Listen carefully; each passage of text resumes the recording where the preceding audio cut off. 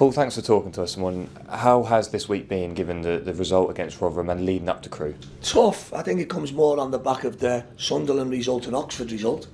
Do you know, where you've probably come away feeling very disappointed that you haven't took a lot more. Yeah. That just probably magnifies the problems a little bit, and especially the optimism of our fans, and rightly so. You know, we were flat on Tuesday night. It was a real flat performance. It done nothing to inspire our supporters. It done nothing to make them believe that we are going to be successful in this division. And they're probably looking at a Rotherham side that on the night looked night and day ahead of us. And that was probably the truth of the outcome. So we've got to go again. We've got to regroup. We've got to look at what we're doing. You know, we've got to really then messages to players and players' messages to us. And we've got to make sure we let our fans leave the stadium on Sunday a lot more lifted than they left it on Tuesday night. When you have that situation like on Tuesday, how long do you look at that for and address it? And how quickly do you then go, no, Crewe now? No, the same length of time probably as the other games. Right. I think sometimes when you look at a team like Rotherham, who are built on really good foundations, you know, the reality is we aspire to be similar to them, albeit playing probably a different style.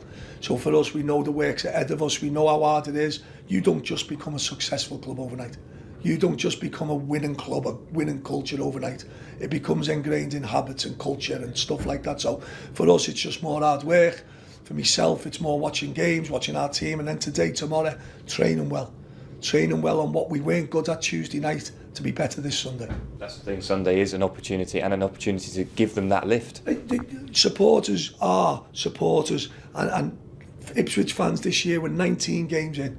Their support to date has been nothing short of amazing, fantastic. The numbers we've sold over the Christmas period are fantastic. And for the first time, probably for a period at home, the players have struggled to lift them. Yeah. That's the truth of it. There's no getting away from that.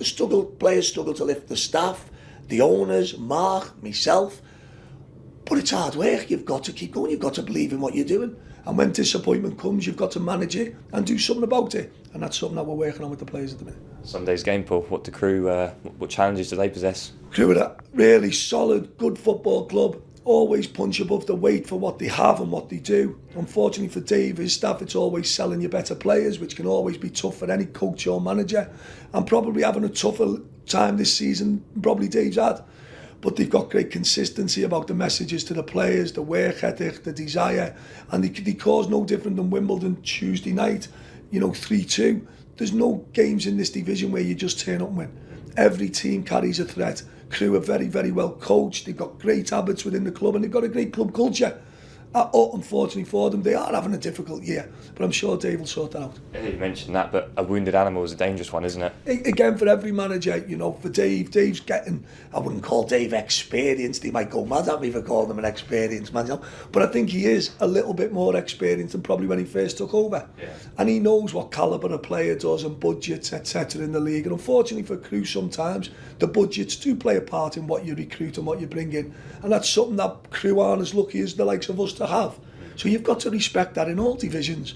But Dave's getting better. Not getting better. Dave is experienced now. Yeah. He knows exactly where he feels his players should be and can be in the league. And I'm sure they've got great optimism about getting out to that bottom four. Finally, Paul, it was really sad news for Sonny earlier in the week. I just wondered if he's in a position to return to the squad. Yeah, Sonny's back with us this morning. Obviously, you know, absolutely devastating news about his father.